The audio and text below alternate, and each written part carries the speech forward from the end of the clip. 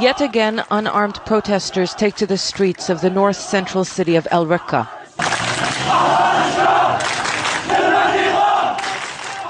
But this time their chants are not calling for the downfall of the Syrian regime. These Syrians are not happy with their new rulers. Al-Raqqa, the only provincial capital no longer under the government's control. For the past 4 months, it has been an al-Qaeda stronghold.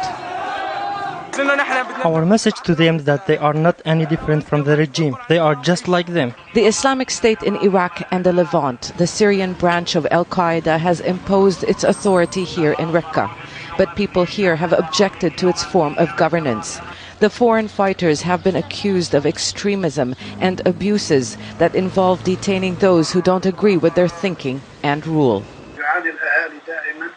People are suffering and being harassed at their checkpoints. Unfortunately, people are being arbitrarily detained on the pretext of working with the regime. The people see the continuation of the government's oppression, but only with new faces. Protesters also believe the armed group has detained Italian priest Father Paolo. He reportedly went missing when he went to meet its leaders in late July.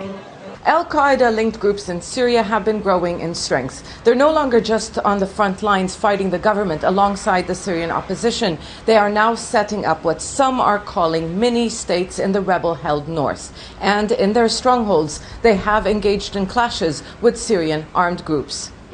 And that has happened in Raqqa.